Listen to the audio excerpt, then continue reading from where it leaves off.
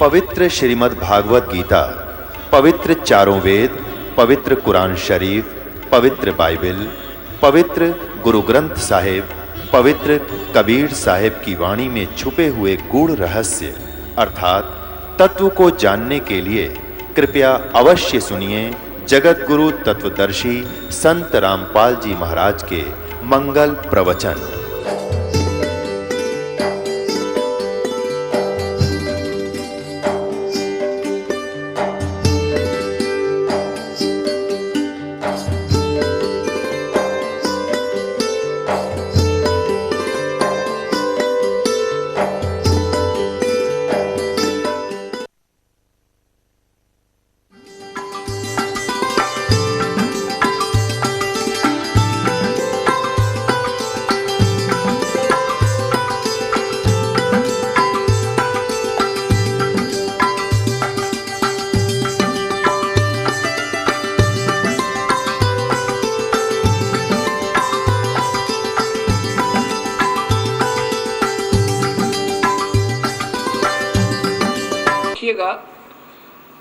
ऋग्वेद मंडल number 10 और सूक्त number 90 में प्रथम श्लोक में क्या लिखा है कि वो 1000 भुजा वाला भगवान काल विराट रूप, ये इन सब को वृत्ताकार में घेर के, ये गोल आकार में घेर के, यानी 10 उंगलों में कति काबू करके, 10 उंगलों माने बिल्कुल काबू करके, और उससे अति तिष्ठन्त, उससे भी बाहर ये देखो यहाँ पर काल लोक में रहता है। और यही शिव पुराण विष्णु पुराण बता रहा है कि प्रकृति से न्यारा होकर वो अपने वास्तविक काल रूप में जाकर के अलग से स्थित हो जाता है। ये वो काल का निजलोक और ये काल का जाल है, और यही आपने महर्षि जी के द्वारा उलझ पुलझ करते हुए भी नहीं छुपा पाए। अब यहाँ आप देख रहे हैं ऋग्वेद के अंदर भी पूर्ण परमात्मा और साथ में ब्रह्म, परब्रह्म और पूर्ण ब्रह्म की सबतः महिमा वर्णित है और जो यथार्थ है। अब आपने ऋग्वेद मंडल नंबर 10 के सूक्त नंबर 90 का प्रथम श्लोक सुना कि ये काल भगवान 1000 भुजा वाला, 1000 सिर वाला, 1000 आंखों वाला, और ये इन सब सारे ब्रह्मांडों को रोक के और इनसे बाहर भी विद्यमान है। आगे दूसरे में क्या लिखा है कि एवं इस कुछ सही तौर पर पुरुष माने भगवान अक्षर पुरुष पर ब्रह्म है। ये तो नाशवान है पहले वाला तो, और दूसरा वास्तु कुछ भगवान रूप दिखाई देता है कुछ, क्योंकि वो खाता नहीं अक्षर पुरुष, और ये तपस्या पर बुनकर खाता भी है। ये नाम मात्र भगवान है, दिख है भगवान पर वास्तव में प्रभु ये है नहीं। अब स्पष्ट लिखा है कि एक रूप तो भगवान है काल का, विष्णु का, और वास्तव के रूप इसका यानी काल है, परम रूप काल है। ये उदाहरण आगे दूंगा। अब इसमें लिखा है कि दूसरे श्लोक में ऋग्वेद मंडल नंबर 10 और सूक्त नंबर 90 का श्लोक नंबर 2, एवं पुरुष है च इदम, एवं पुरुष माने कुछ सही तौर पर भगवान अक्षर पुरुष पर ब्रह्म है, और च और इदम माने यह, यत माने जो, भूतम माने उत्पन्न हुआ है, यत जो भविष्य में उत्पन्न होगा, सर्वम सब, यत माने प्रयत्न से, मेहनत के द्वारा, अनेन माने अन से, अतिरोहति विकसित होता है। जैसे इस क्षर पुरुष के यानी ब्रह्म के लोक में और अक्षर पुरुष परब्रह्म के लोक में जितने भी प्राणी हैं वो सब मेहनत करके, टुकड़े भरकर मेहनत करके अपना अन्न से ही इनका प्रफुल्लित शरीर होता है। लेकिन सतलोक में अन्न नहीं, अन्न से नहीं, वो अमृत आहार है वहां का, विकसित होते हैं। ये अक्षर पुरुष भी उतः माने संदेह युक्त, उतः है अमृतस्य मोक्ष, अमृतस्य ईशान। ये अक्षर पुरुष भी यानी ये परब्रह्म भी संदेह युक्त अमोक्ष देने वाला स्वामी है। देखो स्पष्ट लिखा है, उत संदेह युक्त अमृतत्व से यानी अमृतत्व का ईशान मन स्वामी है। ये भी संदेह युक्त है, यानी पूर्ण मुक्त नहीं कर सकता। इसमें भी गए हुए प्राणी पूर्ण मुक्त नहीं, उनका भी जन्म मरण है। लेकिन इनसे ज्यादा स्थायी होने से ये कुछ अक्षर पुरुष कहलाता है, कुछ अविनाशी कहलाता है। बिल्कुल स्पष्ट लिखा है कि ये भी सही मोक्ष नहीं दे पाता, ये भी संदेह युक्त है, इसका भी अधूरा मोक्ष है। लेकिन इस काल वाले तत्व बहुत ही अच्छा है, ये खाता नहीं प्राणियों को। अब तीसरे श्लोक में जैसा स्वयं महर्षि जी स्वीकार करते हैं कि इस भगवान की तो इतनी ही महिमा है और जो भी प्रकृति आदि से उत्पन्न हुआ है उससे भी बड़ा भगवान और है, वो पूर्ण परमेश्वर और है। ऐसा ही इसमें लिखा है। अस्य माने इस अक्षर पुरुष की तो एतावान माने इतनी ही महिमा प्रभुता है। कितना स्पष्ट ज्ञान दिया है। प्रथम श्लोक में इस क्षर पुरुष ज्योत स्वरूपी निरंजन काल का वर्णन है कि ये इन सब प्राणियों को रोक के 21 ब्रह्मांड में स्वयं बाहर भी रहता है। इसकी 1000 भुजा, 1000 आंखें, 1000 हाथ आदि आदि है। और दूसरे नंबर का भगवान एवं पुरुष है, यानी कुछ सही तौर पर भगवान है, क्योंकि वो खाता भी नहीं और इससे ज्यादा मोक्ष वहां पर मुक्त है प्राणी। बहुत समय तक शरीर रहता है लेकिन वो भी संदेह युक्त मुक्ति का दाता है। पर ब्रह्म भी यानी पूर्ण मुक्त नहीं होते। और जितने भी इन दोनों लोकों में इस परब्रह्म के 7 संख्य ब्रह्मांडों में और काल के 21 ब्रह्मांडों में जितने भी प्राणी हैं ये मेहनत से ही टुकड़ा करके खाते हैं, चाहे देवता हैं और चाहे यहाँ पर अन्य प्राणी हैं। अब लेकिन सतलोक में ऐसा नहीं है। आगे लिखा तीसरे श्लोक में अस्य माने इस अक्षर पुरुष की तो एतावान इतनी ही महिमा माने प्रभुता है। ये क्षर पुरुष अक्षर पुरुष तो इतना ही भगवान है। तथा पुरुष है माने पूर्ण परमेश्वर तो अतः माने इससे भी जयावान माने बड़ा है। होय होय, इस अक्षर पुरुष से भी ज्यादा शक्तिशाली है। और ये यजुर्वेद में स्वयं महर्षि जी भी स्वीकार करते हैं ऋग्वेद में कि वो परमात्मा तो इनसे बड़ा है, इनसे भी बड़ा है। विश्व माने समस्त, भूतानी माने अक्षर पुरुष तथा क्षर पुरुष के इन लोकों में तथा सतलोक में जितने भी प्राणी हैं वह इस अस्य माने इस पूर्ण परमात्मा नि अक्षर पुरुष का पाद माने एक पैर समझो। अस्य माने इस परमेश्वर के त्रि माने 3, दिवी माने लोक जैसे सतलोक, अलखलोक, अगमलोक, वो अमृतम अविनाशी पाद दूसरा है। होय होय।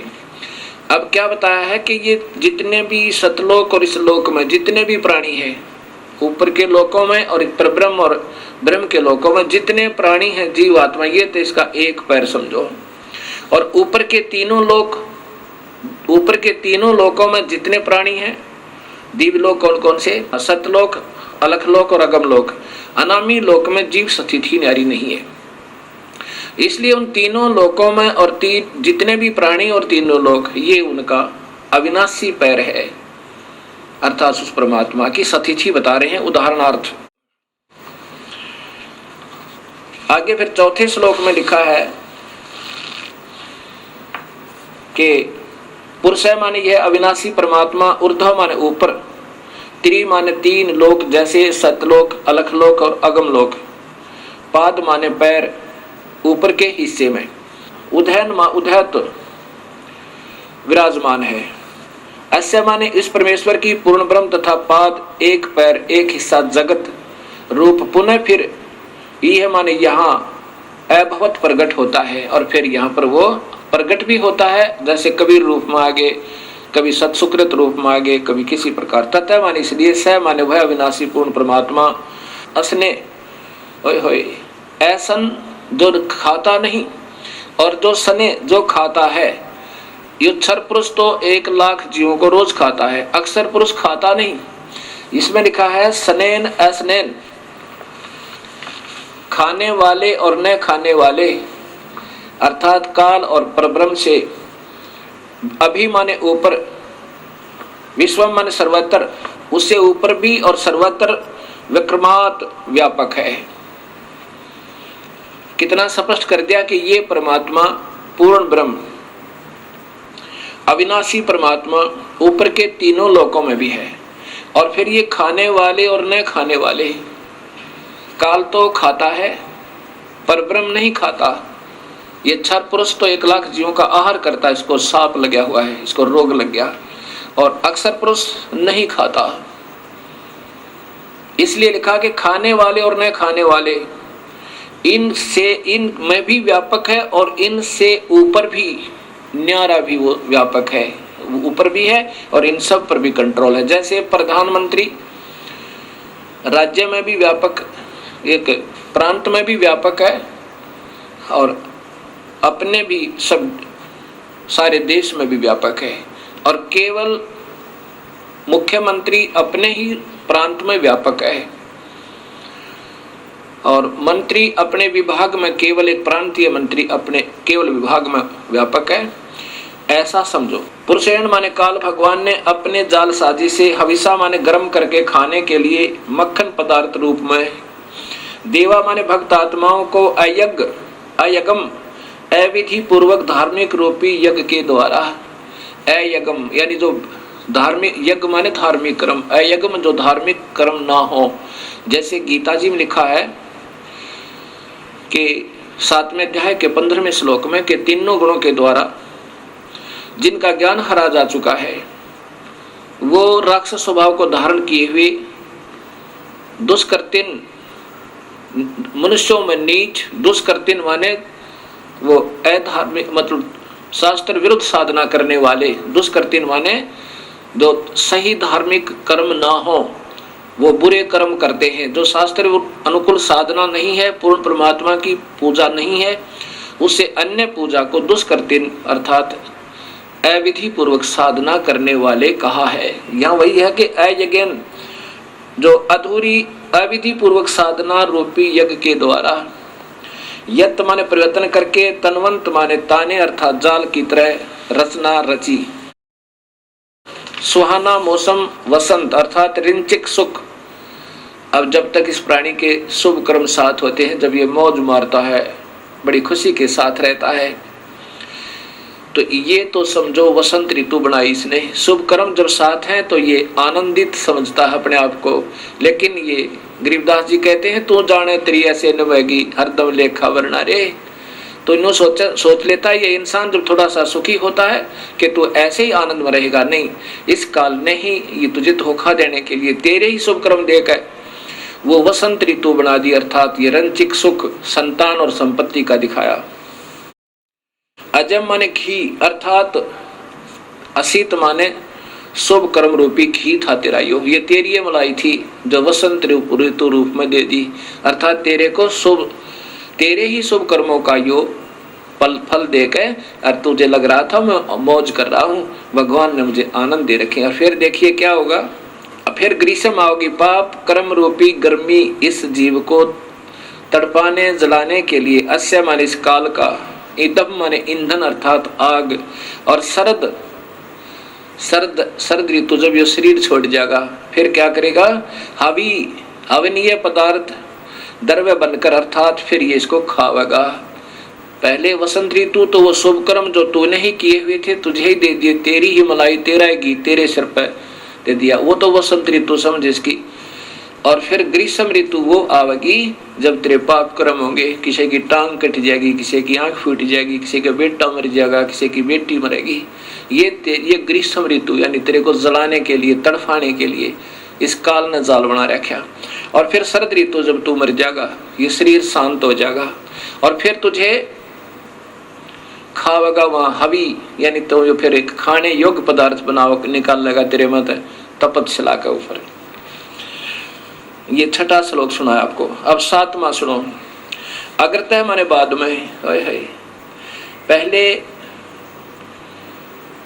अविधिवत साधनाएं करवाई, जैसे वेदों में ओम नाम का जाप लिखा है और महिमा पूर्ण परमात्मा की, ऐसे गीता में ओम नाम का जाप और यज्ञ हवन आदि लिखे हैं और महिमा पूर्ण परमात्मा की। अब इन नादान आत्माओं ने ओम नाम को पूर्ण परमात्मा का मंत्र जानकर और दिन रात मेहनत की, तपस्याएं की, लेकिन उसे प्रभु नहीं मिला। क्योंकि गीता जी के 11वें अध्याय के 47-48 श्लोक में और 53 चमन में स्पष्ट है कि अर्जुन किसी भी वेद वर्णित विधि से, यज्ञ से, हवन से, तप से, जप से मैं नहीं प्राप्त हो सकता। प्रभु तो प्राप्त हुआ नहीं। फिर उन्होंने अपने अपने अनुभव के, उन विद्वान पुरुषों ने अपने अपने जितने जिनका ध्यान में जो उपलब्धियां हुई, अपने अपने अनुभव के शास्त्र बनाने शुरू कर दिए, और जिसके कारण ये भक्ति का पतन हो गया। ये ऋग्वेद बता रहा। ऐसे वेद पढ़ाने चाहिए थे अपने को। अगर तब माने बाद में, तब मानो सज्ञान अंधकार की, यज्ञम माने पूजा के आधार पर, पुरुषम माने काल भगवान को, तेन माने उन, देवा माने भक्त आत्माओं, च तथा साध्या माने सिद्धों ने, ऋष्य है माने ऋषियों ने, बहरसी माने वेदों के बाहर अर्थात भिन्न भिन्न, जातम माने स्वयं उत्पन्न कर दिए। वेदों से बाहर, बहिर्ष माने उस बाहर के, वेदों से न्यारे, जातम माने स्वयं उत्पन्न कर लिए अर्थात वह शास्त्र बना लिए। ये माने जो प्रोक्षण माने मन माने मंत्रों के उच्चारण से, जैसे चारों वेदों में थे एक एक थोड़ा थोड़ा मंत्र निकाल के और एक ब्रह्म ये गायत्री मंत्र बना दिया। ये चारों वेदों में से दो दो अक्षर, तीन तीन अक्षर ले रखे हैं। ये स्वयं प्रोक्षण माने मन माने मंत्रों के उच्चारण से अयजंत अविधि पूर्वक साधनाएं शुरू कर दी। ऋग्वेद बता रहा है ये। जैसे ओम भूर्भुवः स्वः तत्सवितुर्वरेण्यं भर्गो देवस्य धीमहि धियो यो न प्रचोदयात्, ये चारों वेदों में से छोटे छोटे मंत्र निकाल लिए और इसका एक मंत्र बना के आप ही अपने हिसाब से साधना शुरू कर दी। ओम नमः शिवाय, ओम भगवते वासुदेव नमः, ये जो मंत्र बना लिए, कहते हैं यहाँ से ये भक्ति सतर्गिरता चलागा। राधे श्याम सीताराम, ये कोई भक्ति मंत्र नहीं है। ये तो ठीक अपने मन को राजी करने के लिए, ये तो स्वीट टेबलेट्स है, ये तो मीठी गोली है। लेकिन नाम जाप से ही बात बनेगा जो वेदों में लिखा है। इस मन को प्रसन्न करने के लिए चाहे कुछ भी गाते बजाते रहो, इससे कोई लाभ नहीं होगा। उस मूल मंत्र से ही बात बनेगी जो वेदों में वर्णित है। और फिर पूर्ण परमात्मा कबीर परमेश्वर ने उस ओम मंत्र के साथ एक मंत्र और जोड़ा जो परब्रह्म का मंत्र है, और एक मंत्र और जोड़ा जो पूर्ण ब्रह्म का मंत्र है। ऐसे ये तीन मंत्रों का जाप से जीव का छुटकारा होगा। बाकी मन प्रसन्न करने के लिए चाहे फिल्मी गाने के आधार पर गा लो उस भगवान की स्तुति, और चाहे किसी मनमुखी मंत्र के आधार पर अपना व्यर्थ जीवन कर लो, उससे कोई लाभ नहीं। ये वेद बता रहे हैं। मनमाने मंत्रों के उच्चारण से अयजंत अविधि पूर्वक साधनाएं प्रारंभ कर दी। अब 8वां श्लोक है कि तस्मात् उस धार्मिक यज्ञात, उस धार्मिक कर्म यज्ञ आदि से जो अविधि पूर्वक थे, अर्थात काल ब्रह्म को ही पूर्ण ब्रह्म मानकर निर्गुण सरगुण रूप से धार्मिक कार्य करने से सर्वहुत सब धार्मिक कार्य यज्ञादि करने वाले, अब उस पूर्ण परमात्मा को के ही जैसा इस काल को मान के उसी की साधना करने वाले, वर्षद प्रसद माने पूरी सभा, प्रसद माने पूरी सभा यानी पूरा भक्त वृंद, सभी भक्त आत्माएं, समुदाय आयजम पिंगला हुआ घी अर्थात प्रभु प्राप्ति की प्रेरणा से विशेष प्रेरित। अब जैसे ये भक्त संत जन बढ़िया बढ़िया लतीफेदार कथा सुना के इन भक्त आत्माओं को प्रेरणा तो इतनी दे देते हैं प्रभु पाने की, और जाप देते हैं काल का, और काल से भी निम्न सतर का, काल का भी कोना। फिर बताते हैं कि पीपल के चक्कर लगाओ, वट वृक्ष के चक्कर लगाओ, इसमें भगवान का देवताओं का वास होता है। कभी कुछ बताते हैं, मनमाने साधना दे देते हैं, कोई राम का जाप देता है, कोई हरि शरणम, ये कोई जाप नहीं है। ओम नमः शिवाय, ओम भगवते वासुदेव नमः, ये कोई मंत्र नहीं है। अब यहाँ कहते हैं आयजम पिंगला हुए घी की तरह प्रभु प्राप्ति की प्रेरणा से विशेष प्रेरित सम माने पूर्ण परमात्मा की सत भक्ति सदृश जान के उन गलत मंत्रों को, उन नादान संतों के द्वारा दी गई साधना को सत मान के और जानकर भरतम धारण किए हुए उसको जाप करते हुए अपने हिसाब से सोचते हैं कि हम सही पूजा करें क्योंकि मेरे गुरुदेव ने मुझे बताया है। तान माने उस गलत साधना से ये जो 84 लाख जूनियां चार खानियां कहलाती हैं पशुन, ये संस्कृत बोल रहा हूं, पशुन पशु जूनी में चले जाएंगे वह, पशु जुनी, और फिर वायान माने वायु में रहने वाले पक्षियों, आर्यन माने जंगली प्राणियों, च तथा ग्राम्य गांव में रहने वाले व्यक्तियों, मानव आदि, चक्रे माने जन्म मरण के चक्कर में पड़ जाते हैं। ये मालिक ऋग्वेद स्पष्ट कर रहा है कि ये नादान आत्माएं इन गलत गुरुओं के ने अपने आप ही मनमाने मंत्र बनाकर वेद न्यारे और गीता से भिन्न ये सब फिर पशु जोनी में पशुन, व्यव्यान, आर्यन, ग्राम्य, चक्रे, यही सारे होते हैं इन धार्मिक शास्त्रों में। तो ये इस प्रकार ये पशु चारों प्रकार की प्राणियों खानियों में ये चक्कर में पड़ जाते हैं, ये मुक्त नहीं होते। अब यही ऋग्वेद मंडल नंबर 10 और सूक्त नंबर 90 का आपको श्लोक नंबर 9 सुनाता हूं। तस्मात उसके बाद सर्व माने सब, यज्ञात माने धार्मिक कार्य, हुता माने करने वाले, सामानी साधारण अर्थात वेदों को छोड़कर, छंदासी अन्य छह शास्त्र, 11 उपनिषद, गोपथ ब्राह्मण आदि जजीरे माने बनाए। अब इन नादान संतों ने अपनी अपनी अनुभूतियां अलग से 6 शास्त्र, 11 उपनिषद, बाकी गोपथ ब्राह्मण और अन्य वेदों के ब्राह्मण बनाए। तस्मात माने उसके बाद रचय श्लोक जजीरे बनाए, अपने आप और श्लोक बना लिए नारे नारे। तस्मात उसके बाद यजुर प्रार्थनाएं, यजु माने प्रार्थनाएं, यजुर स्तुतियां, अन्य ब्राह्मण जैसे अन्य यजुर्वेद के अन्य ब्राह्मण अजायत माने बनाए। अब ओम जय जगदीश रे, स्वामी जय जगदीश रे, जय माता दी, पिछले बोलो अगले बोलो जय माता दी, ये बना लिए नो कहे, ये शास्त्र विरुद्ध है, इनसे प्रभु प्राप्ति नहीं हो सकती, तो मनराजी करने वाली बात है। आगे 10वें श्लोक में लिखा है कि तस्मात उसके बाद अश्वा माने घोड़े जैसी दौड़ लाएगी अपने अपने न्यारे न्यारे शास्त्र बनाने की। के माने इसलिए काल साधना से, ये माने जो अजायंत उत्पन्न हुआ, उभयादत, यह दोनों ही काल के दांत समझो। अब चाहे सरगुण मान के उसको, चाहे निर्गुण रूप के, जो भी उपनिषद और जो भी अपने शास्त्र अन्य वेद न छोड़कर जो भी अपनी अनुभूतियां लिखी, अपना अनुभव लिखा, ये काल के दांत समझो। इनमें उलझ गए सारी नादान आत्माएं। वेदों से अलग अगर कोई साधना बताता है वो गलत बताता है। वेद खुद भगवान द्वारा वर्णित है और उसमें उतना ही करना जितना लिख रखा है, उससे ज्यादा कम करता कोई अपने, वो फिर उस खेल के मैदान के नियमों से बाहर खेल रहा है। जैसे कोई खेल का मैदान होता है, उस प्लेग्राउंड के कुछ सीमा होती है, उसके अंदर ही खेलना होगा, उससे बाहर जो खेल रहा है वो खेलता रहो, उसको कोई लाभ नहीं। वो तो लोग दिखावा कर रहा है दुनिया को दिखाने के लिए। तो ऐसे यहां बता रहे हैं।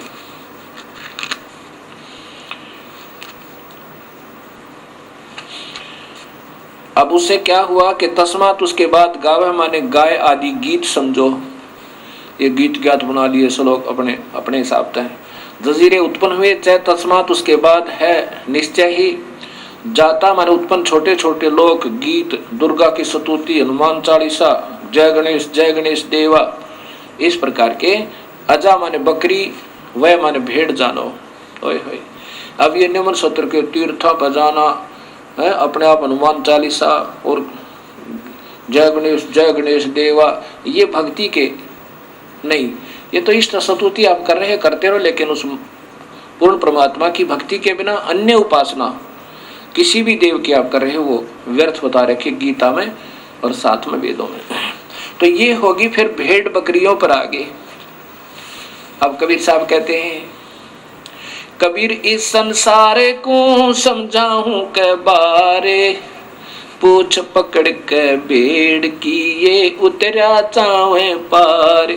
वही वेद बता रहे हैं जो कबीर परमेश्वर ने स्वयं आकर बताया कि उन वास्तविक साधना न छोड़ के नौका मत उतर के और भेड़ की पूछ पकड़ ले कोई दरिया से पार होने के लिए, तो कभी पार नहीं हो सकता। कबीर साहब कहते हैं, कबीर इस संसार ने समझाऊं के बार, अरे ये पूछ पकड़ के भेड़ की उतरा चावे पार, ये नादान साधना है, पाप दुर्गा सतुति बनाकर, तू शेरा वाली है, तू लट्टा वाली है, तू फलाने वाली है, वो तो माँ में गुण है ही है, लेकिन वो मिले कैसे ये संत बताएंगे।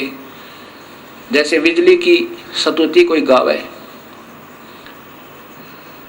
तो पंखा चला देती है, तो कूलर चलाती है, अंधेरे को उजाले में बदल देती है, जय बोलो बिजली की, जय बोलो बिजली की, पिछले बोलो बिजली की। अब इससे क्या होगा? ये तो गुण है उस विद्युत में, वो प्राप्त कैसे होंगे? उसका एक न्यारा मार्ग है, उसके लिए कनेक्शन लेना होगा, और वो कनेक्शन देने वाले कोई और होते हैं, उन गीत गाने वालों से, उन बताने वालों से कनेक्शन देने वाले और होते हैं। वहां कनेक्शन लेने से वो सुख होंगे जो बिजली के विद्युत के आप सुना करते थे। ऐसे इन शक्तियों के कनेक्शन देने वाले परम संत को ढूंढना होगा।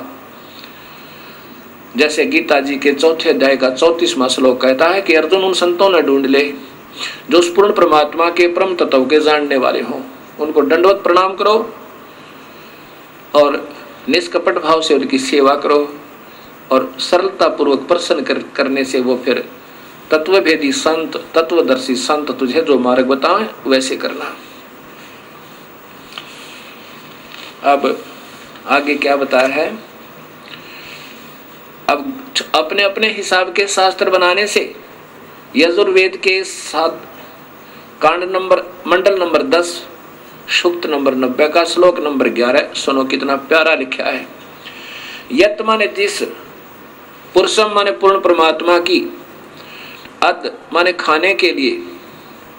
अब देखो, अपने उदर पूर्ति के लिए, अद माने अपनी उदर पूर्ति के लिए उस पूर्ण परमात्मा की, वी माने नाना प्रकार की, अधू माने अधूरी घटिया, वी माने भिन्न, अकल्पयन अधूरी काल्पनिक व्याख्या विवरण के आधार पर, किम माने कोई तो, अस्य माने इस पूर्ण परमेश्वर के, मुखम माने मुख को, उत्तम अंग को, और कोई बाहु माने भुजा को, उरोजांग को, और कोई पैर को प्रभु मानकर कतिधा नाना प्रकार के से उच्चते माने महिमा कहते हैं। ओए होए, कितना स्पष्ट कर दिया।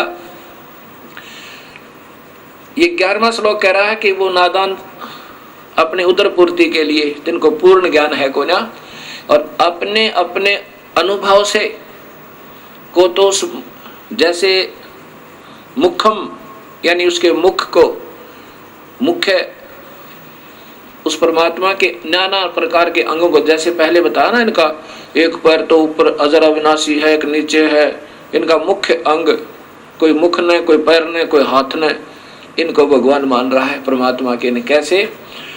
जैसे कोई आकार बताता है, कोई निराकार कहता है, कोई ब्रह्मा को परमात्मा बताता है, कोई विष्णु को, कोई शिव को, कोई फिर कहता नहीं भगवान एक और है, वो निराकार है, वो दिखाई नहीं देता। अब एक समय 5 अंधे आपस में विचार करने लगे कि सुना है गांव में हाथी आया हुआ है, और हमें कोई हाथी के पास छोड़ दे तो हम हाथी देखें। एक आंखों वाला उनकी बातें सुन रहा था, उसने कहा भी तुम हाथी कैसे देखोगे सूरदास, तुम्हारी आंखें तो है नहीं। अंधों ने कहा कि हमारे हाथ आंखों का काम करते हैं, आप कृपा करके हमें उस हाथी के पास छोड़ दीजिए। उस आंखों वाले ने उन 5 अंधों को हाथी के पास छोड़ दिया, चारों तरफ छोड़ दिया। एक अंधे ने हाथी के पैरों का निरीक्षण किया ऐसे, दूसरे ने पूंछड़ का, तीसरे ने कान का, चौथे ने सूंड का, और 5वें ने पेट के आसपास हाथ फेरा। और जहां जाकर उनके हाथ, जैसे पैर वाले के हाथ हट गए, वो वापस हो लिया। उसने सोचा बस इतना ही हाथी होता होगा। दूसरे ने कान देख लिए कि बस इतना ही हाथी होता होगा। और ऐसे इन 5 अपने अपने अनुभव लेकर चल पड़े। रास्ते में आंखों वाले ने पूछा किसी और ने कि कहाँ गए थे सूरदास? वो कहने लगे हम हाथी देख कर आए हैं। आंखों वाला कहने लगा अंधो तुमने हाथी देखा कैसे? उन्होंने कहा हमारे हाथ आंखों का काम करते हैं। तो वो आंखों वाला कहने लगा भाई बताओ कैसा था हाथी? जिसने पैरों का निरीक्षण किया था वो कहने लगा, हाथी होता है थंब जैसा, पिलर जैसा, थांब जैसा, खंभे जैसा।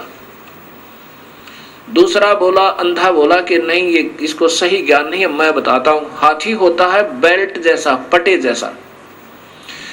उसने, जो पहले वाले ने हाथी के पैर का निरीक्षण किया था, वो तो खंभे जैसा ही, बस पैर को ही हाथी मानकर और निश्चिंत हो गया। दूसरे ने पूंछड़ का, उसकी दूम का, पूंछ का निरीक्षण किया था, वो उस पूंछ को ही हाथी मान के और फूला नहीं समावे। अब तीसरे ने कहा कि ये दोनों को कुछ नहीं मालूम, मैं बताता हूं। हाथी होता है छाछ जैसा, सूप जैसा। उसने कानों को देखा था, पकड़ पकड़ कर निरीक्षण किया था। चौथा कहने लगा, इनको नहीं मालूम सही, मैं बताता हूं। हाथी होता है पाइप जैसा। उसने सूंड का निरीक्षण किया था।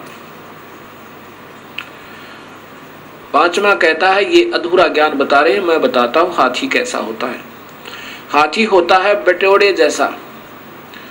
हरियाणा में एक उपलों का एक ढेर बनाया जाता है, उसको फिर ऊपर से गोबर से प्लास्टर कर दिया जाता है, और जैसे प्लास्टर वाल समझो, यानी प्लास्टर की हुई दीवार समझो, मड प्लास्टर जिस पर हुआ हो, मड प्लास्टर यानी मिट्टी की लिपाई कर रखी हो, ऐसा हाथी के पेट का ऐसा वो कुछ खरदरापन होता है। अब पेट पे हाथ फेरने वाला कहता हाथी होता है मड प्लास्टर, यानी कच्ची दीवार जिस पे मिट्टी का प्लास्टर हुआ हो, ऐसा हाथी होता है।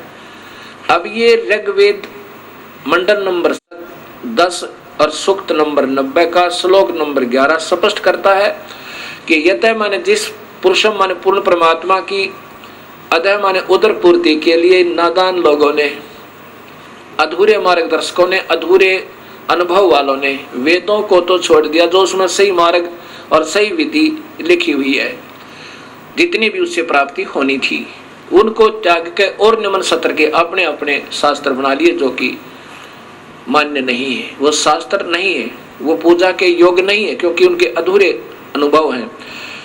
वी माने नाना प्रकार की, अधू माने अधूरी, घटिया, वी माने भिन्न, अलग से, अकल्पयन, अधूरी कल्पनाएं, व्याख्या विवरण आधार पर। कि माने कोई तो अस्य माने पूर्ण परमेश्वर के, मुखम माने मुख को भगवान कहता है, यानी कोई तो कहता नहीं भगवान तो और है, वो तो मुख्य भगवान, मुख है उसका पूर्ण परमात्मा का। और कोई भुजा को भगवान कहता है, कोई पैर को पाद है, और कोई किसी प्रकार से जांग को, यानी ऐसे ऐसे उन्होंने अपने अपने हिसाब की अटकलें लगा रखी हैं। अब आंखों वाला बता सकता है कि सारे मिलाकर ही प्रभु बनता है। जैसे ये 21 ब्रह्मांड, और ये तो एक अक्षर पुरुष है, इसके 3 पुत्र हैं, ब्रह्मा विष्णु महेश, और 7 संख ब्रह्मांड का मालिक ये परब्रह्म है, अक्षर पुरुष है, और पूर्ण ब्रह्म परमात्मा इन सब का कुल मालिक है। वो सतपुरुष है, उसका वास्तविक नाम कबीर है। इन सब रचना से पहले भी उनका नाम कबीर है, इसलिए वेदों में उस परमेश्वर का नाम कबीर आया है। अब आपको ऋग्वेद के मंडल नंबर 10 सूक्त नंबर 90 के 15 और 16 श्लोक और सुनाता हूं। इसमें बिल्कुल स्पष्ट वर्णन कर दिया कि 7 और 21, क्योंकि इसमें हिंट होते हैं, और हिंटों को वही बता सके जिनको पूर्ण ज्ञान हो। क्या लिखा है? सपत अस्य आसन प्रीधः त्रिसप्त समीधः कर्ता देवा यतः यगम तन्वाना अबंधन पुरुषम पुरुषम। अब देखो कितना प्यारा कर वर्णन दिया है। सपत माने 7 संख, सप्त माने 7, त्रिसप्त माने 3, त्रिसप्त 3 बार 7 7 अर्थात 21, त्रिसप्त 3 गुणा में 7 21, त्रिसप्त यानी 21। इसमें ऐसा ही लिखा जो दास पढ़ रहा है। सप्त 7 संख ब्रह्मांडों को तो 7 संख ब्रह्मांड तो परब्रह्म की तथा काल ब्रह्म के त्रिसप्त। अब 7 संख ब्रह्मांड तो परब्रह्म के, और त्रिसप्त इस 21 ब्रह्मांड काल ब्रह्म के। समीदय माने दुख रूपी आग से दुखी, कर्ता माने करने वाले, प्रीधय गोला आकार रूप में सीमा में जो आसन माने विद्यमान है। यत माने जो, पुरुष माने पूर्ण परमात्मा की, यज्ञ माने विधिवत धार्मिक कर्म अर्थात पूजा करता है। वह पशु माने बलि के पशु रूपी, देवा माने भक्त आत्मा को, तनवाना काल के द्वारा रचे फैलाए बंधन जाल से बंधन रहित करता है। बंदी छुड़वाने वाला बंदी छोड़ है वो परमेश्वर। इस पारब्रह्म के तो 7 शंख ब्रह्मांड में और काल के 21 ब्रह्मांड में जो बलि के बकरे की तरह बेचारे इन्होंने फंसा रखा है, उन काल के रचे हुए जालों में के बंधन से अबंधन करता है, उनको निर्बंध करता है, उनको छुड़वाता है। और फिर 16वें श्लोक में कमाल कर दिया, जो देवा माने भक्त आत्मा अयगम अधूरी गलत धार्मिक पूजा के स्थान पर यज्ञ माने सत भक्ति धार्मिक कर्म के आधार पर यजंत माने पूजा करते हैं। तानी माने वे, धर्माणी धार्मिक शक्ति संपन्न, प्रथमानी मुख्य अर्थात उत्तम है। कितना स्पष्ट कर दिया कि जो उस अविधिवत साधना ने छोड़ के जो भक्त आत्मा और विधिवत साधना करते हैं वो सबसे उत्तम हो गए। उनके पुण्य कर्मों का, उनके नाम के जाप का संग्रह होगा, भक्ति संचित होगी, वो सबसे उत्तम आसन माने हैं। ते है वे ही वास्तव में महिमान अर्थात महिमा मान का अर्थ है महान शक्ति युक्त होकर भक्ति की कमाई तय, धर्म तय, दान तय, यज्ञ तय, हवन तय, जप तय, ये महिमा मान हो गए अर्थात ये शक्तिशाली हो गए, इनमें खूब कमाई होगी। साध्या माने भक्तजन, नाकम माने पूर्ण सुखदायक परमेश्वर को, सचंत माने भक्ति निमित्त कारण से प्राप्त होते हैं। भक्ति निमित्त कारण से प्राप्त होते हैं, उस सत भक्ति की कमाई से उस पूर्ण परमात्मा को प्राप्त हो जाते हैं। यत्र माने जहां पर, पूर्व माने पहले वाली सृष्टि के, देवा माने भक्त आत्माएं, संति माने रहती हैं। ओए होए होए, ये कितना स्पष्ट कहा है कि जो उस पूर्ण इस अधूरी साधनाओं को त्याग देते हैं, जब पता लग गया हम गलत साधना करें, वो भक्ति सही भक्ति करने से भक्ति युक्त हो गए, उनमें कमाई बन गई, नाम की, धर्म की, दान की, और उस कमाई के आधार पर उस पूर्ण परमात्मा को वो प्राप्त हो जाते हैं। जहां पर पूर्व माने पहले की सृष्टि के, देवा माने भक्त आत्माएं, संति माने रहती हैं। जहां पर हम पहले रहा करते सतलोक में, उस पहले वाली सृष्टि यानी सबसे पहले वाली सृष्टि सतलोक के अंदर, वहां चले जाते हैं जहां पर पहले वाली सृष्टि के भक्त आत्मा रहती हैं, जहां से हम बिछुड़ कर आए थे, जहां से हम सतलोक से बिछुड़ गए थे। अब इसी का प्रमाण, अब सच्चाई को कहां तक छुपाओ ये ऋषिजन। कबीर साहब कहते हैं, चोर चुराई तूंबड़ी और गाड्डा पानी मां, वो गाड्डा वो बाहर आवे, ऐसे सच्चाई छानी ना। अब फिर दिखाता हूं महर्षि दानंद जी द्वारा भाषा भाष्य। ये देखिएगा ऋग्वेद, ये महर्षि दानंद जी द्वारा भाषा भाष्य है। महर्षि दानंद सरस्वती, ये इन्होंने टीका किया है, और ये कांड नंबर 10 और सूक्त नंबर 90 का। अब श्लोक नंबर आप देखिएगा 15, इसमें सपथ अस्य संति पृथय और त्रिसप्त, ये त्रिसप्त इन्होंने कैसे किया है। यत जिस यज्ञम माने सृष्टि यज्ञ को तनवाना करते हुए देवा सृष्टि साधनभूत देव पशुम देखते हैं, पुरुष को उसमें बांधते हैं, देखने वाले दृष्टा पुरुष को उसमें बांधते हैं। इस यज्ञ की सप्त, अब देखो सप्त, अब सप्त ने ये क्या समझे जिनको ज्ञान ही नहीं। सप्त माने 7 शंख ब्रह्मांड, सप्त माने 7, पृथ्वी छंद रूपी पृथ्वियां, ये गोला आकार में पृथ्वी, जैसे पृथ्वी नहीं होती पृथ्वी, अब 7 आवरण ये अपने हिसाब से इन्होंने बनाए हैं, ऐसा नहीं। ये देखिए फिर त्रिसप्त माने 21, ये 21 ब्रह्मांड काल के, और ये सप्त, ये 7 सप्त माने 7, ये 7 संख ब्रह्मांड पर ब्रह्म के। अब देखो समीधा आदि कर्ता बनाई। अब इसमें 16वें श्लोक में देखो, ये स्वयं आप ही लिख रहे हैं, ये वही 16वां श्लोक है, सूक्त मंडल नंबर 10, सूक्त नंबर 91 का, ऋग्वेद 90 का। ये 91 आगे शुरू होगा, ये लास्ट है। देव शक्तियां यज्ञ माने संगतिकरण आदि से अथवा अग्नि से यज्ञ सृष्टि रूपी यज्ञ को अजायत माने करते हैं, अजंत, क्योंकि तानी माने वे, धर्माणी संसार के धारक बल। अब सब कुछ उल्ट सुलट करते करते फिर देखियो कहाँ आएगा सच्चाई। वर्तमानी मुख्य आसन माने हैं, इसका अर्थ बनता है जो सही ढंग से भक्ति करते हैं वो सबसे उत्तम भक्त आत्मा है। ते वे ही महिमान महान सामर्थ्य वाले हुए, अर्थात जो सख्त भक्ति करते हैं उनमें भक्ति शक्ति होगी। नाकम माने आनंद स्वरूप परमेश्वर को, सचंत माने निर्मित कारण से रूप में प्राप्त करते हैं। अब एक तरफ तो वो कहते हैं परमात्मा निराकार है, और यहाँ स्वयं कहते हैं कि परमेश्वर को निमित्त कारण से रूप में प्राप्त करते हैं। कहाँ? यत्र माने जिसमें, पूर्व माने पूर्व सृष्टि अर्थात सतलोक के, साध्या माने सृष्टि साधन संपन्न, देवा माने दिव्य शक्तियां संति माने रहते हैं। अब स्वयं स्वीकार कर रहे हैं महर्षि जी के आनंद स्वरूप परमेश्वर को प्राप्त करते हैं निमित्त कारण से, अर्थात सतभक्ति के कारण प्राप्त करते हैं। इसलिए भगवान कहीं आकार में है जहां उसको प्राप्त करते हैं। प्राप्त करना माने उससे मिलना, उससे साक्षात्कार करना।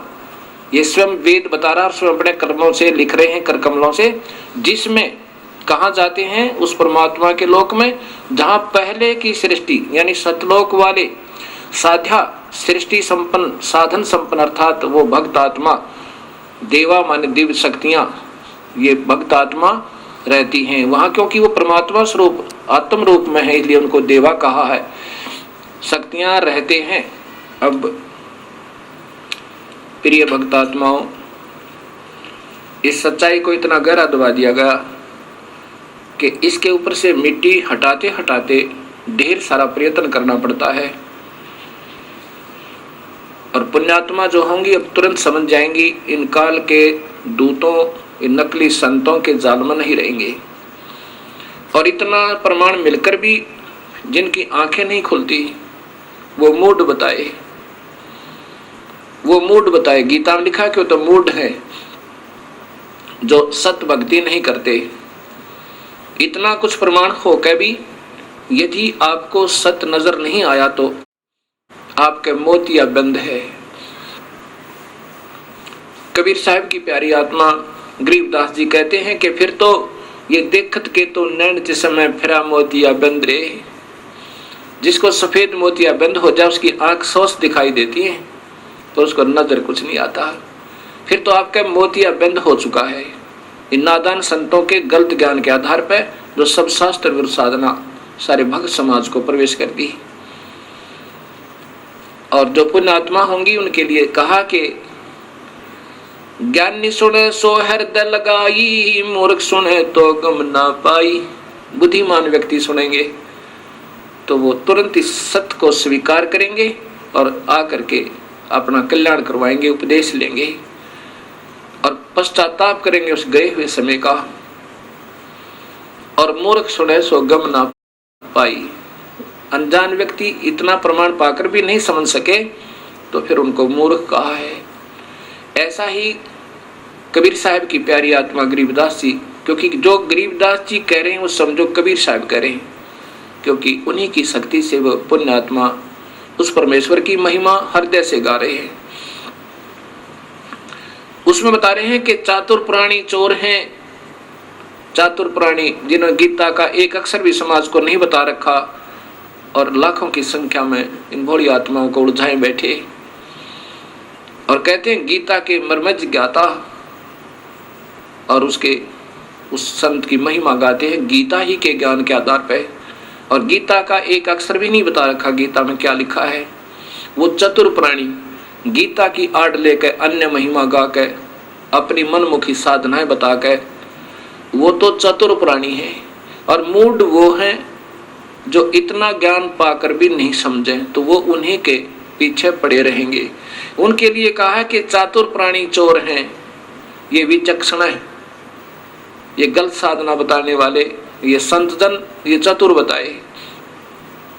ये चातुर प्राणी चोर हैं, चोर क्योंकि शास्त्र विरुद्ध साधना दे रहे हैं, ये परमात्मा के भी दुश्मन है। ऐसा गीता में लिखा है कि जो शास्त्र विरुद्ध साधना करता है अर्जुन, वो मुझे भी और अंतर्यामी रूप में रहने वाले उस परम पिता को भी दुखी करता है, उसको घोर नरक में डालूंगा।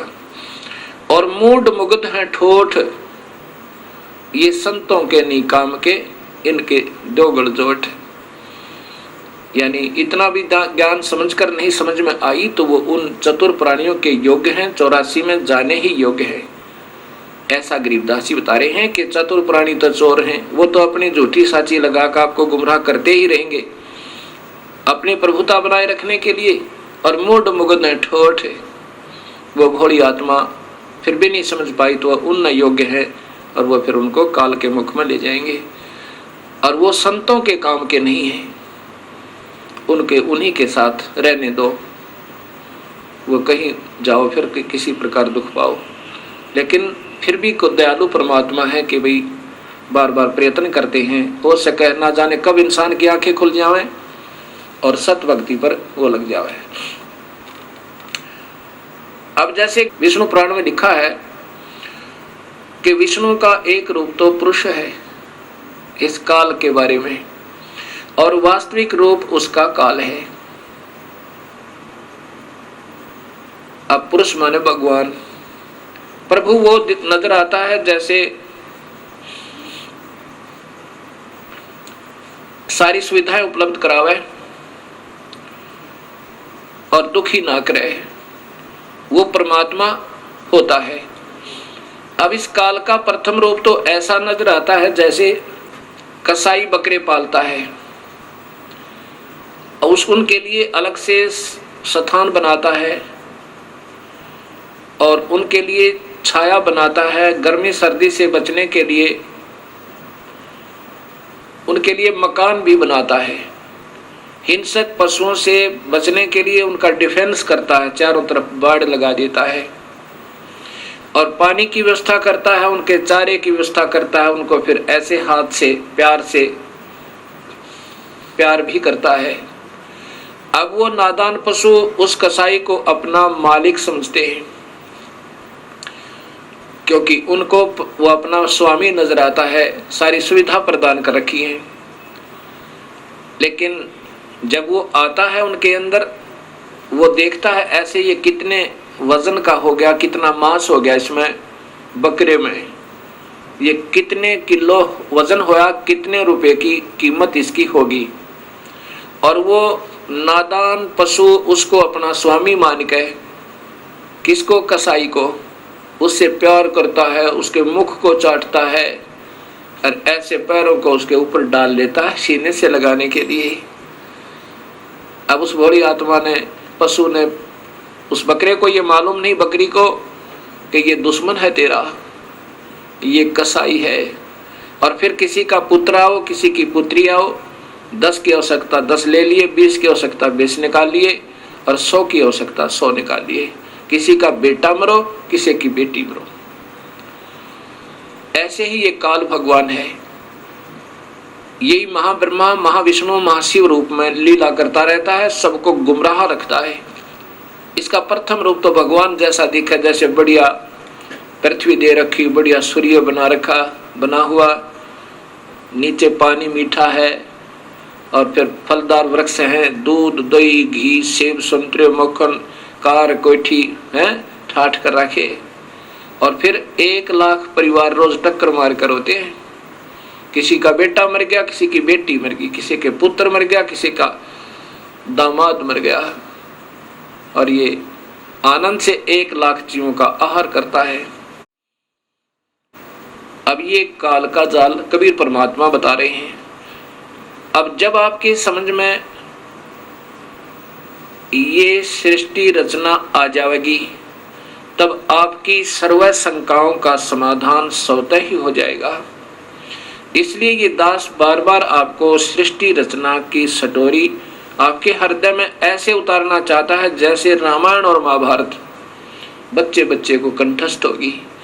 ऐसे ही इस ज्ञान के आधार पर हमने उस परम पिता की जानकारी होगी, जैसे हमने रामायण और श्री कृष्ण लीलाओं से श्री रामचंद्र जी की महिमा का ज्ञान हुआ, श्री कृष्ण जी की महिमा का ज्ञान हुआ, तो उनको हमने प्रभु मानकर हृदय से स्वीकार किया। ऐसे ही जब हमने पूर्ण परमात्मा का ज्ञान होगा, फिर अपने आप इनसे स्थिति हमारी हट जाएगी। जैसे गीता जी में लिखा कि अर्जुन, जब तुझे पूर्ण परमात्मा का सत्य ज्ञान हो जाएगा, फिर तेरी अन्य देवताओं में ऐसी स्थिति रह जाएगी। अन्य देवता में यो काल भी आ गया फिरता है जब पूर्ण परमात्मा का सही ज्ञान हो जाएगा। जब आपके बड़े बड़े जलाशय के प्राप्त हो जाने पर पहले समय में नहाने और धोने पीने के लिए तालाबों का स्वच्छ जल ही प्रयोग किया जाता था, क्योंकि उसमें जड़ी बूटियां बहुत हुआ करती आसपास, और वर्षा के कारण जड़ी बूटियों के ऊपर गिरा हुआ जल और फिर संचित हो जाता था एक झील में, एक तालाब में, उसी को पिया करते थे। वो बहुत स्वास्थ्यवर्धक होता था। तो कहते हैं कि उसमें पीने के लिए भी वो पानी ही प्रयोग किया जाता था और उसी से सिंचाई भी की जाती थी। भगवान कह रहे हैं, अर्जुन, जब बड़े जलाशय के प्राप्त होने पर छोटे जलाशय में, जिसमें कुछ समय का अस्थायी जल था, जो ग्रीष्म ऋतु आने पर समाप्त हो जाना था, उस छोटे जलाशय के प्रति जैसी तेरी श्रद्धा रह जाएगी, ऐसा ही उस पूर्ण परमात्मा के सत्य ज्ञान के हो जाने पर इन अन्य मेरे में यानी ब्रह्म में और परब्रह्म में और नीचे के ब्रह्मा विष्णु महेश और देवताओं में, इनमें जिसी तेरी श्रद्धा रह जाएगी, जैसे उस बड़े जलाशय बड़े तालाब के प्राप्त होने पर उस छोटे जलाशय में रह जाती है। उससे फिर नफरत नहीं होती, वो तो काम चलाऊ है और वो सथाई है। ऐसे अपने आप उसमें श्रद्धा स्वतः बन जाएगी। ऐसा ही कबीर परमात्मा ने बताना चाहा है कि जब तुम्हें पूर्ण परमात्मा का ज्ञान होगा, तो नीचे के ब्रह्मा विष्णु महेश और ब्रह्म, इनसे नफरत नहीं, ब्रह्मा विष्णु महेश से नहीं, लेकिन पूर्ण परमात्मा में आप आसक्तता आपकी बढ़ जाएगी। अब जैसे अनजानपने में रात्रि के समय कोई छोटा सा 25 वाट का बल्ब उदय हो जावे, जग जावे, तो ये भोले भाले पतंग, छोटे छोटे जुगनू, तितलियां, ये मच्छर उसके चारों तरफ उसको सच्चिदानंद मान के, सत्य चित आनंद, क्योंकि अंधेरे में तो वही बढ़िया, इसलिए उसको सच्चिदानंद मान लिया। अभी तक समाज को सच्चिदानंद की परिभाषा का भी ज्ञान नहीं। सच्चिदानंद अर्थात प्रभु, जो आत्मा का सच्चा साथी, सच्चा आनंद, जो ना मारे ना खावे ना दुखी करे ना गधे बनावे, वो परमात्मा वास्तव में सच्चिदानंद है। बाकी जब तक उसका ज्ञान नहीं, तब तक ये नीचे के देवता ही सच्चिदानंद बने हुए थे हमारे लिए। जैसे उस 25 वाट के बल्ब पे ना जाने कितने जीव जंतु इकट्ठे हो जाते हैं, और जब 200 वाट का उदय हो जावे या 100 वाट का, उसको जगा दे कोई, तो उसी समय उसको त्याग के 25 वाट के को और उस 100 वाट के पर पहुंच जाओगे सारे, क्योंकि फिर वो सच्चिदानंद हो गया। उसके बाद 1000 का उदय हो जावे बल्लभ, तो उसको छोड़कर 100 वाले को 1000 वाले पर पहुंच जाएंगे। तो अभी तक इन ऋषियों के लिए ये ब्रह्म सच्चिदानंद था, लेकिन ये सच्चिदानंद नहीं था। हाँ, इन अन्य से तो चोखा था। इसके बाद जब सूर्य उदय हो जाएगा, फिर यह भ्रमणा और भटकना कति मिट जाएगी। और ज्ञान सब ज्ञानड़ी, कबीर ज्ञान सो ज्ञाने, जैसे गोला तोहब का भाई करता चले मैदाने। कबीर तारा मंडल बैठे करिए, चांद बड़ाई खाए, उदय हुआ जब सूर्य का स्यों तारों छुप जावे। रात्रि के समय चंद्रमा की रोशनी बहुत अच्छी नजर आती है और तारागणों से ज्यादा ही प्रभु नजर आता है, उत्तम नजर आता है। ऐसे ही ये ब्रह्म समझो और तारे समझो ये अन्य देवता ब्रह्मा विष्णु महेश। और जब सूर्य उदय होगा वो पूर्ण परमात्मा का वास्तविक ज्ञान और सुख का ज्ञान होगा।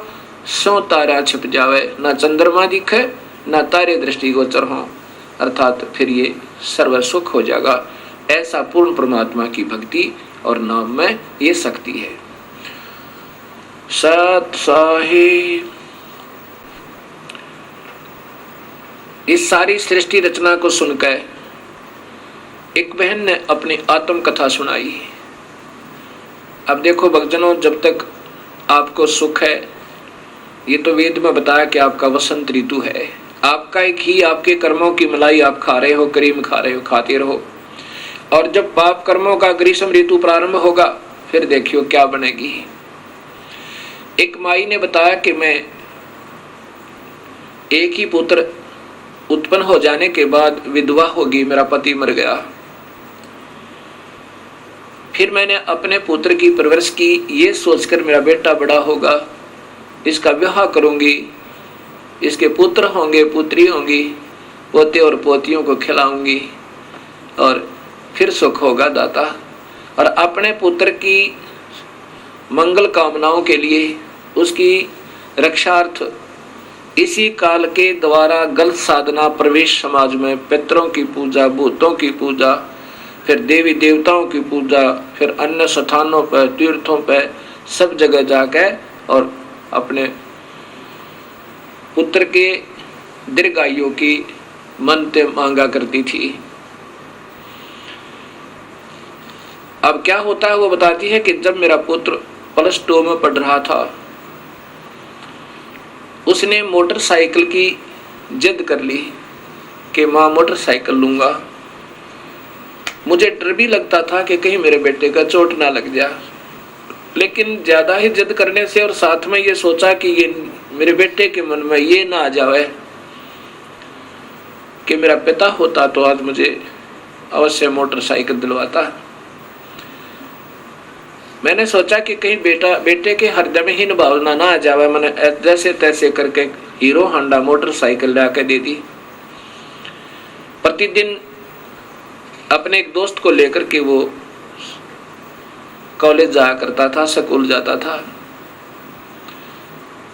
उस दिन भी खाना खा के अपने दोस्त को लेने गया, फिर उसके घर से उसको लेकर के और अपने कॉलेज की तरफ प्रस्थान किया।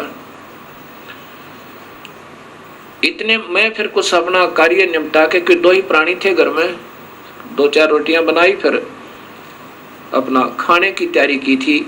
खाना खाने के लिए ऐसे ग्रास किया था, इतने में उसका दोस्त जो प्रतिदिन उसके साथ जाता था हड़बड़ाया हुआ आया और उसके वस्त्र फटे हुए और कहा, आंटी हम ऐसे जा रहे थे और एक्सीडेंट हो गया भैया का। ऐसे मुख की तरफ ग्रास किया था, वहीं हाथ से गिर गया। सिर पर कपड़ा नहीं, पैर में जूती नहीं, और भाग ली पागलों की तरह। जब घटना स्थल पर पहुंची तो वहां मेरा बेटा नहीं था, वो हॉस्पिटल जा चुका था। वहां भाग कर गई, वहां जाकर पता चला वो तो मर चुका है। दीवार का टक्कर मारी, 7 टाँके आए बोली मेरे सिर में और 2 घंटे में बेहोश आंसू में आई। अब वो आपकी सारी कथा मुझे सत्य लग रही है। ये काल बहुत जुल्मी है। मैंने कहा, माई अगर तू सुखी होती तो बिल्कुल नहीं मानती, ना उन देवी देवताओं को छोड़ती जिन पर तुमने सारा जीवन खो दिया। कहती है, जी बिल्कुल ठीक हो आप। अब ये परमात्मा कबीर साहब हमें बताना चाहता है कि तुम जिसकी पूजा करते हो वो स्वयं काल है और उसी की तुम पूजा करे। उसी के 3 पुत्र ब्रह्मा विष्णु महेश है, बेचारे ये उसके परवश हैं, ये भी तुम्हारी मदद नहीं कर सकते। ये केवल कर्म आधार पर तुम्हें जो भी तुम्हारा नियमित है, सुख है तो सुख लो, दुख है तो दुख लो। हमारे से उत्पत्ति करवाता है, रजोगुण बनाकर हमने विवश करके सब में वासना भर के और विष्णु हमारे अंदर मोह ममता पैदा करे रखता है कि यहाँ पर ये टिके रहें, सतीथि बनी रहे। और शिव जी फिर हमारा संहार करवाता है कोई न कोई कारण बनाकर, चाहे किसी का बेटा मरो चाहे किसी की बेटी, क्योंकि वो भी काल के वश है बेचारा। जब उसके ऊपर उसका संकेत आता है तो वो नहीं रोक सकता, चाहे उसका अपना पुत्र भी क्यों न हो। जैसे भगवान श्री कृष्ण के सामने पूरा यादव कुल का विनाश हो गया, अभिमन्यु उसका भांजा भी मर गया पर वो नहीं बचा पाए। ऐसे ये काल इन सबको नचा रहा है।